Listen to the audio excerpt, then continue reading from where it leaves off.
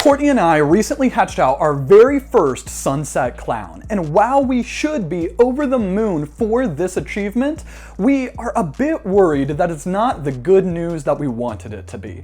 So for this week's video, we're going to dive into everything about this clutch, and we're going to be discussing parthenogenesis in detail for ball pythons. My name's Steven with Leviathan, and let's get to it. Starting from the end, this clutch originally had 6 good eggs when they were laid, but by the end of incubation, only 3 of the eggs survived and hatched out. So this was the first sign that something wasn't really right when it was coming to this clutch. But once we started cutting the eggs, we saw that the very first egg that we cut was a visual sunset. The second egg was also a visual sunset, and the third egg was the double visual sunset clown. And normally this would mean that we had absolutely crushed the odds, because if this was going to have visual sunsets in it, it would have been from a het-to-het pairing. But the problem with this is that while the mom was a normal double het sunset clown female, the only male that we had seen confirmed locks with was an inchy gravel hypo clown, and I'm pretty confident that he is not het sunset. But we did put 2 other males in with this female, but we never saw a lock with them. One of them was a clown het sunset, and the second was a banana inchy clown het sunset. So it is possible that one of these boys got a lock in with the female, but we never saw it, and because of that, we just assumed that we needed to put in a backup, hence the inchy gravel hypo clown.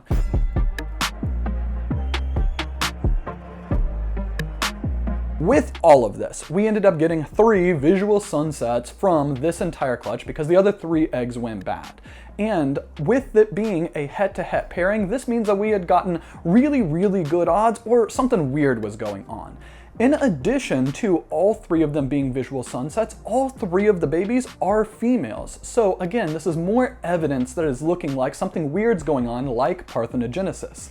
And lastly, the only bit of evidence that makes us think that it might not be parthenogenesis, and it might be that banana inchy clown het sunset that sired the clutch, is of the 2 visual sunsets.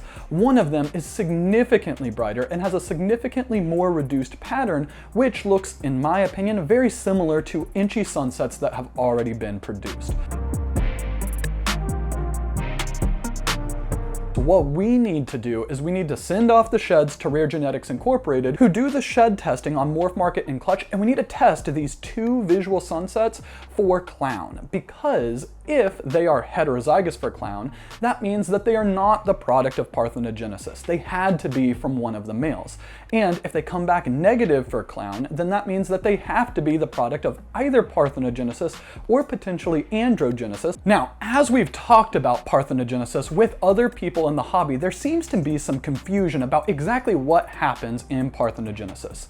And the very first one is that some people think that parthenogenesis is going to create exact clones of the mom. That is a duplication of all of their DNA in the exact same order and the exact same sequence, and again, they are genetically identical to the mom. And while there has been one confirmed situation of this happening in Burmese pythons, there's never been a confirmed situation of this happening in ball pythons, at least that's documented in the research. Now, when it comes to ball pythons, every documented case of, for sure, parthenogenesis in ball pythons had a situation where the female passed 1 copy of her genes. So let's say that she has 2 genes on the clown allele. She can pass either her normal copy or the clown copy of that gene. And whatever copy she passes duplicates. So this means that everything that she has is 100% homozygous for whatever gene that she passed. But this doesn't result in a situation where you have an exact clone between the offspring and the females. Instead, you have what are referred to as half clones, because half of the DNA is completely identical to the mother's, but everything is homozygous. So in this situation, if this is what's happened, there would be 4 possible combinations of offspring in this clutch, and that could be a complete normal animal. And this would be a situation where on her clown allele, she passed the normal copy of her gene and it doubled. And when it came to the sunset allele, she passed, again, the normal copy of her gene, and that one doubled. So it's 100% just a pure normal, there's no hets involved, and that is the least genetically powerful result from this clutch. Now, the second option is that she passed on her clown allele, her clown gene, but then she passed the normal gene on her sunset allele. This would create a situation where all of those babies are visual clowns because they would get the clown gene and it would get doubled, so they would be visual, but they would not be heterozygous for sunset. And then on the reverse, the exact same thing can happen, but on the sunset gene, where she passes her copy of sunset, it doubles, making visual sunsets, but when it comes to the clown gene, she passed her normal copy, and therefore all of the sunsets would not be heterozygous for clown.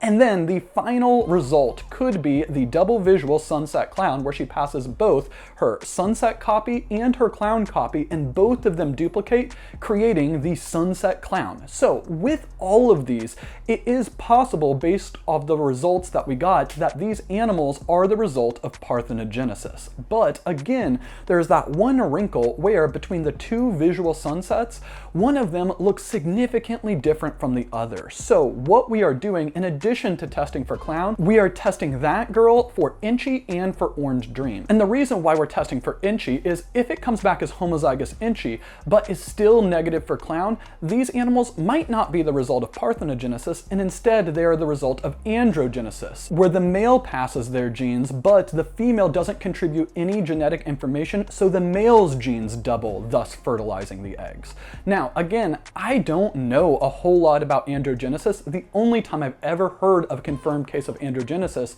was from Will of RCR, where he made this amazing super asphalt xanthic, but it was the product of androgenesis. And lastly, our original sunset male, years after we had bought him and years after we had made lots of different offspring, including the mom for this clutch, ended up testing out as an Orange Dream sunset. So there is a possibility that the mom of this clutch is actually an Orange Dream double het sunset clown, and that the difference in appearance between these two is that one of them is a homozygous Orange Dream, a super Orange Dream sunset, and the other is just a sunset. But in this situation, it would still test negative for clown if it was the product of parthenogenesis.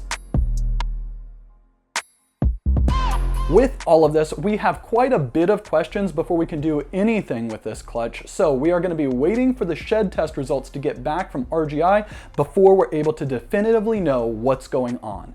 Anyways, my name's Steven with Leviathan, and if you guys want to figure out what happens here, definitely subscribe, leave a comment down below, but we will see you next week.